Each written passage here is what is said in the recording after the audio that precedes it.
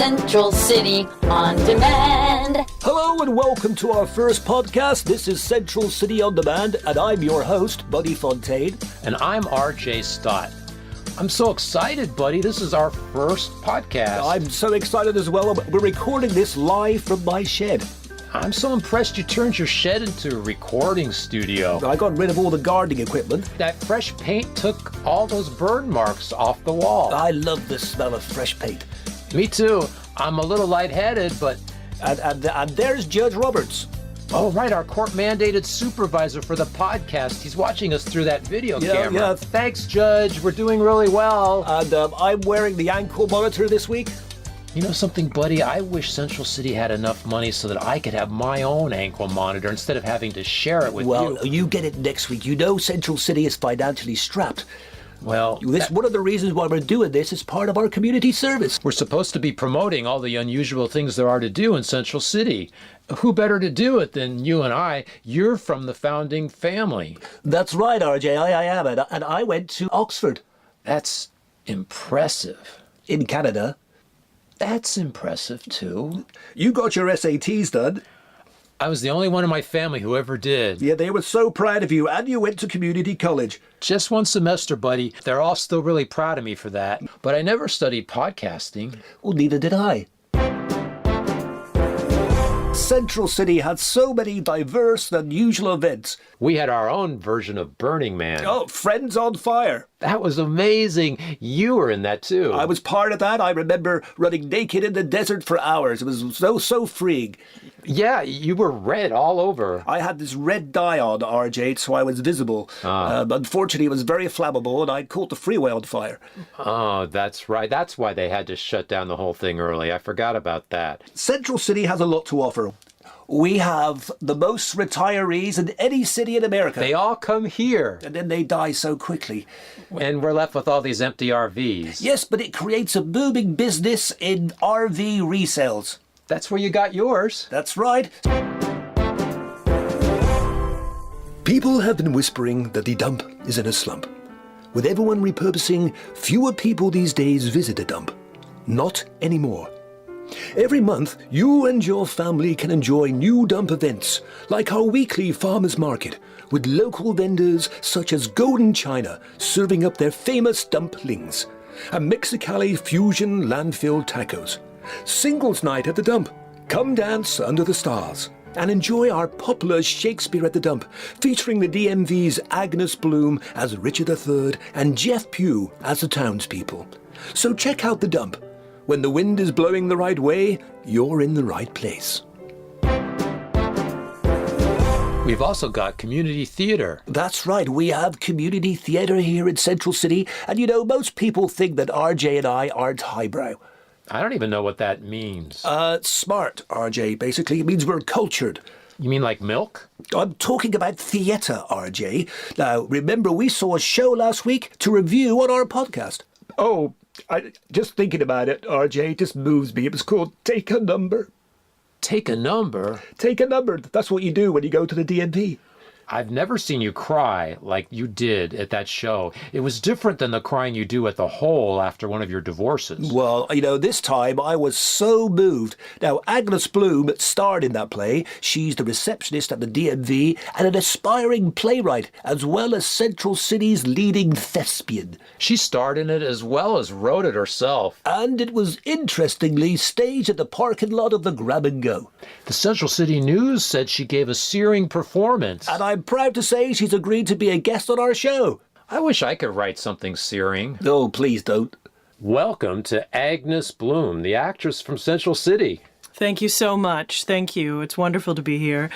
You know, the perception of a DMV clerk is that we are dull, when, in fact, inside we are roiling imbroglios of primal emotion. Well, I don't even know what that means, RJ. I think it's a candy. The broglios. Well, I thought the scene where you murdered your husband was riveting, Agnes. Absolutely riveting. Where did you get that? Where did that come from? My therapist told me to write it down. My husband is the sweetest guy. Perfect, almost. But, you know, there's that emotion that drives you to think about murdering your loved ones. I know what that feels like, don't you, buddy? I do know what that feels like. But I wanted to ask, though, listen, in the neighbor scene, that scene where you attacked the family next door with a hatchet, where did you find the emotional fuel for that? You know, I just think about politics and something inside of me snaps. I snap a lot. And remember, I don't I, RJ? I snap all the time. Well, you snap so easily. You snap at the mini-mart. When you sang that one showstopper, which I absolutely loved, brought tears to my eyes, Stand Behind the Yellow Line. At the DMV, the guests are to stand behind the yellow line, which is 5 feet back from the counter, and if they do not, they will get arrested and frisked. There are just so many emotions I get from that. I couldn't help but put them in song. That's a great ability to have, don't you think, buddy? When I get emotions, I get a cramp, a bad cramp, and then I'm quiet. When I get emotions, I just stuff them down inside and let them fester. Can we find out more about the performances? I mean, this must be sold out. We were shut down after only one performance, which is a shame. Also, Grab and Go needed the parking spaces. Maybe people in Central City are not that cultured. Maybe we need to bring more culture to Central City. I'm sorry, buddy, but don't you know that we all have cable? We're not dumb people here in Central City. I used to do puppet shows for the dogs that lived in the building next to ours when I was a child. And I know how hard it is to create a character. You know, when you're with your lover, you're with your family, you're a different person than when you are with your coworkers. I was able to access the kind of driving anxiety that, pushes me forward. RJ has lots of anxiety, don't you, RJ? I do, but I have a prescription. Now, the Latino lounge singer, what kind of reference does that have in your life? I think we all have in our loins a kind of lust for the exotic. Well, my loins haven't had any lust for a long time. No, but I told you have to stop riding bicycles. I read that article. When you slipped on that tarp that they used as a stage, she recovered so quickly, and it was as if it never happened, and it could have been a disaster. I thought that was part of the performance. Well, the facade of the theater is that I was uninjured when in fact I had an ACL injury. So I was injured and it was extraordinarily painful. I also was running on Red Bull and, that hormone that makes you able to lift up cars when children are under them. Progesterone? No, not progesterone. What's another hormone? Leptin? No, not leptin. I'm afraid I just don't know. I just can't know. remember. That's how it goes. Thank you, Agnes. Thank you, Agnes. Agnus Bloom, everyone. It's a shame we don't have the supporting actor to interview. Well, that is true, RJ. Wait, isn't that him driving by? Oh, yeah, I think it is. In the porta potty truck. Quick, RJ, get outside and grab him. Yeah, I know you like to run. Quick! Hey, Jim! Stop! We're in luck, listeners. The other actor in the show, Jeff Pugh, was just passing by and thought he would stop in and join us. Thank you very much. And you actually played several parts in this show, Jeff. The costume changes must have been a huge challenge for you. I would go backstage and Agnes would rip my clothes off. It was thrilling. Which costume change was that? Costume change? You drive the porta potty truck around town, and sometimes I've even seen one or two of those things fall right off. I've never seen the truck driven quite as fast as you drive it. Talk about energy.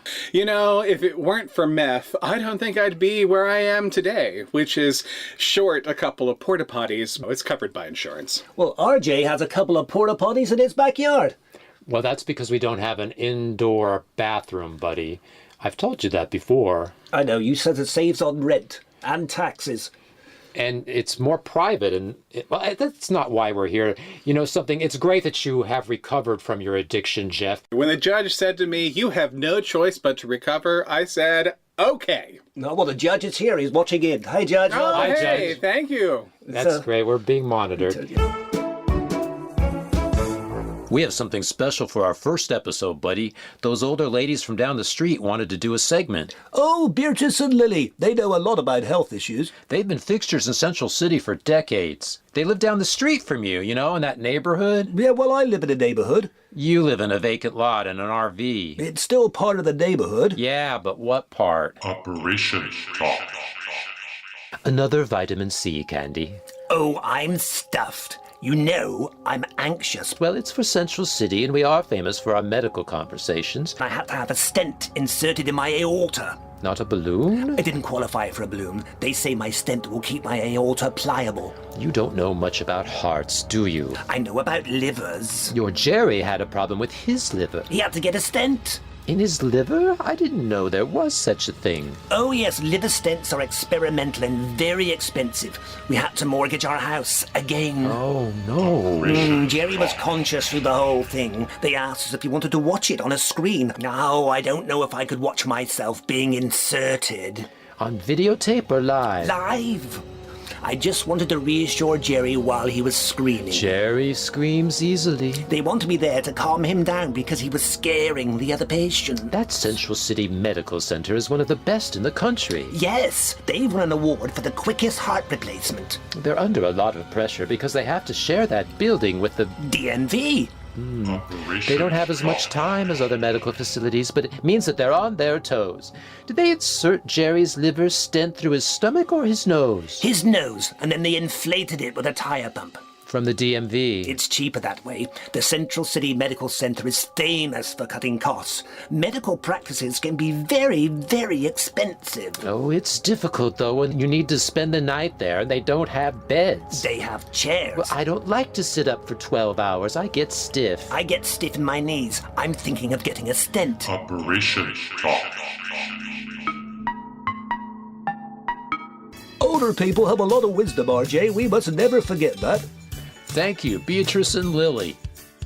Well, we've come to the end of our first podcast. That was fun. Thanks, Judge. Yes, thanks, Judge. And in our next episode, it will be your turn to wear this thing, RJ. Don't mess with it, buddy. Leave it alone. Ankle monitors go off if you fool around with them too much. Well, thank you, listeners. Tune in for our next episode on Central City on Demand. You've been listening to episode 1 of Central City on Demand. The episode was entitled Ankle Monitor. It was written by Mike Player with Mark Barnett and conceived by Mike Player. It was produced by What's That Productions. Mark Barnett was Buddy Fontaine and Mike Player was R.J. Stott. Star Aarons was Agnus Bloom and David Michael Taylor was Jeff Pugh. Original music provided by Jay Bodley and vocals by Jackie Bowe. Visit our website, centralcityondemand.com, for video and other extras. There you'll find links to all our social media where we urge you to subscribe and to follow us. There's also a link to our Patreon page where you can support the podcast. Please donate anything you can to keep us going. $1, a pot roast, clean DNA test results. We appreciate your support. What's your verdict? Should Buddy and RJ get off of probation and be let back into town? Contact us at our website with your vote and with any questions or comments. I'm Deborah Stolberg. Be sure and tune in for episode 2 entitled Stalker.